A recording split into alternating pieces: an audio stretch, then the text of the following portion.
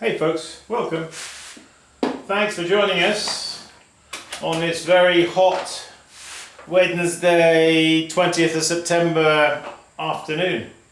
Absolutely cracking weather, not a cloud in the sky. So what am I doing? I am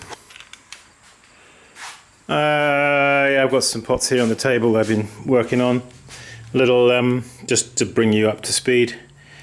Little bud vases here, red iron oxide slip with a sgraffito decoration done through the slip with a lemon zester.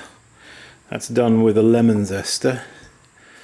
Some other little decorations I was doing. I've never done one like this before, but you know, be creative, branch out. If you haven't done it ever before, maybe that's a good thing.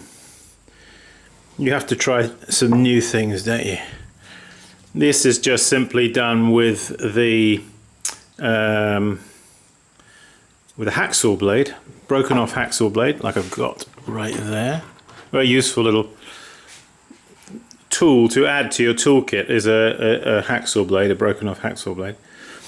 There's another one. These will have a white glaze, my milky white glaze. Just showing you these. That's the lemon zester as well. Incidentally, you see there where it's still, before glazing, these have got to be cleaned off. Alright, all cleaned off. These are, and there's those ones on the end there, I can't quite reach them. But you can see. Yeah, you know, when you do a new decoration, you get an inspiration to try something new. After you've done it, you might think, I like that, or I don't like that. You know what I mean? But have a go. You know, don't let that stop you. Yes, good idea, as I said, to clean out the grooves, the sgraffito cuts that you've made through the slip. Maybe, you know, like with an old toothbrush or something like that. These here, some tankards that I put on handles. These have been sealed. These are now finished, basically. You'll note that they are upside down, okay? Always try to invert your pots so they dry evenly. Okay, don't leave them just to dry on the board like that until they're bone dry. You want to invert them, and then you'll get less stress in the pot, you see? Less stress. What I'm actually going to do here, I've got some, these are some, yeah, I've got some of my seals here, different kinds of seals.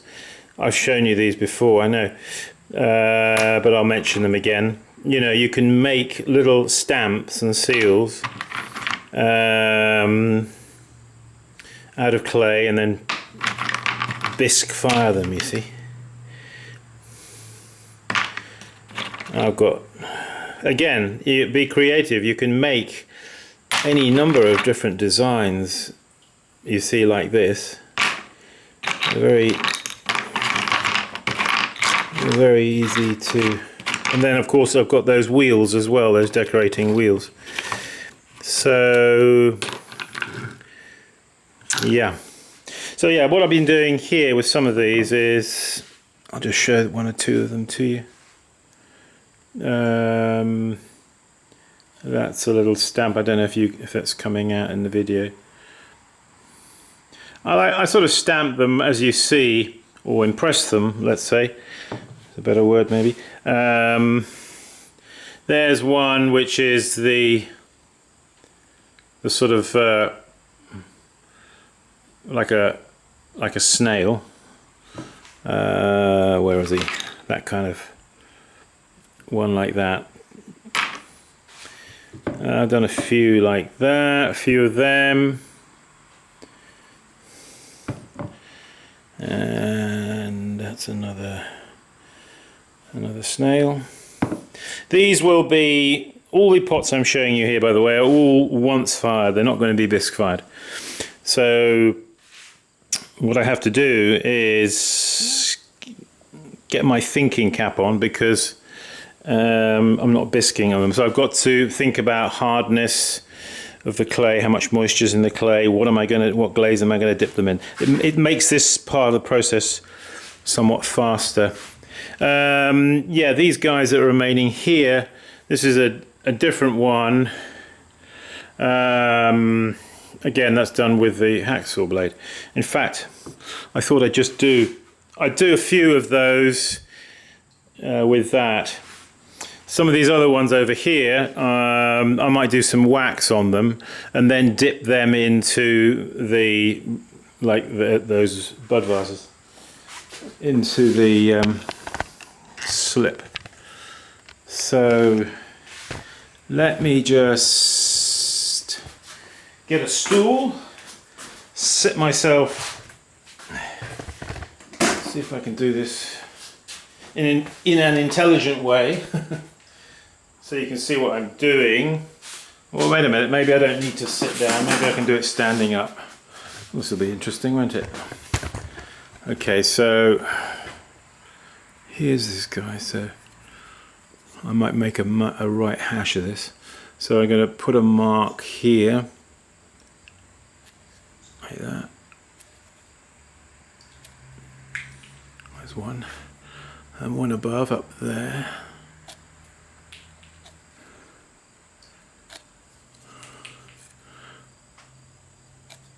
I'm not doing my best job on this, maybe, because I'm having to just want to get the spacing of these.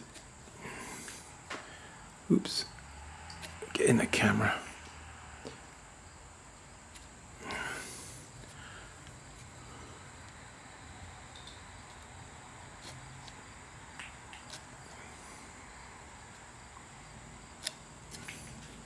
They're little grasses, aren't they? Little grasses.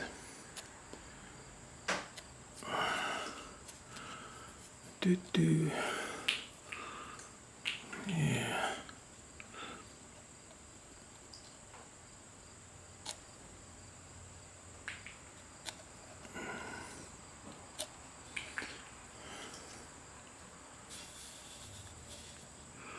So it's just so these will be glazed on the inside and just over the lip to there, you see, and then over the handle to about there, and then the rest of it will just be sprayed with wood ash.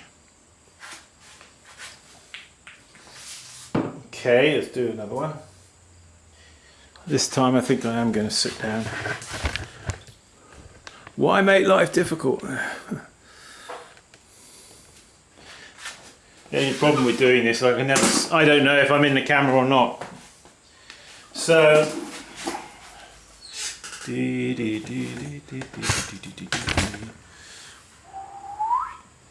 let's hope I am. So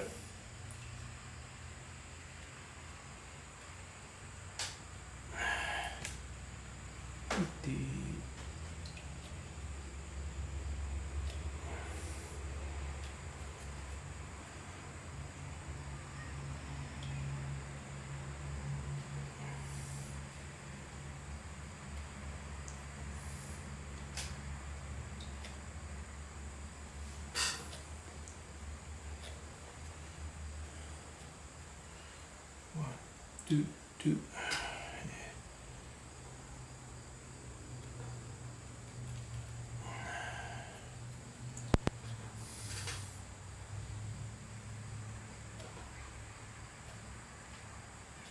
Basically just taking little nicks, you see.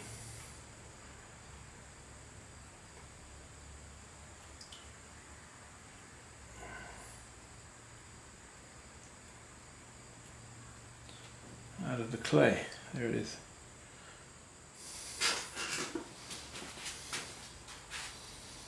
Okay. So I need to get these. Let me just whip the camera off the tripod here. these at the moment, as you can see, they're drying these guys on the tops here. I'm thinking I'm going to, like on the other board, flip these over, because you see the dryness there on the top, but down on the base you see the... It's a good tip. Always think about your pots and the drying stresses and strains that the pot goes through, especially if one part of the pot is drying rather fast and the other part of the pot is not really drying that fast. Just bear that in mind. Yep. So yes, yeah, I've just made up actually a new batch of my clear or milky glaze. It's got PB there. My dad called it PB. It's actually his recipe. Except that I have added to it about 2% bentonite to assist in the adhering of the glaze to the raw clay. In fact, these pots, I want them to be somewhat drier before I dip them in glaze. So, in fact, I've got over here, I've got some guys here that I had some lumps left over, and I've got them under plastic. Got them under these. I actually need to pull 4 handles for those guys. He's a bit in the sun there, isn't he? Let's just move that a bit like that. So we're not quite in the sun so bad. He's covered though, he's wrapped, that's the important thing. So, yeah, you can hold your pots back by wrapping them. So, yeah, well, thanks for joining us, folks. It's, you know, it's just one of those clips that's a little bit like life is in the pottery sometimes, isn't it? It's not always cut and dried. It's sort of a bit of this and a bit of that, and a bit of glaze making, a bit of finishing off. Always finishing off, isn't there? One thing is just making the pot on the wheel, but then there's always all the periphery jobs, you know, that we have to do.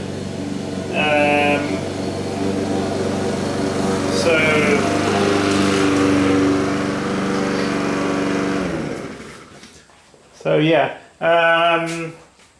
Anyway, yeah, go to my website, simonleachpottery.com, and yeah, look up workshop dates. We've still got some spaces for September this weekend. In fact, I've got probably a space or 2, and then October, and then November. Last workshop is going to be November 4th and 5th.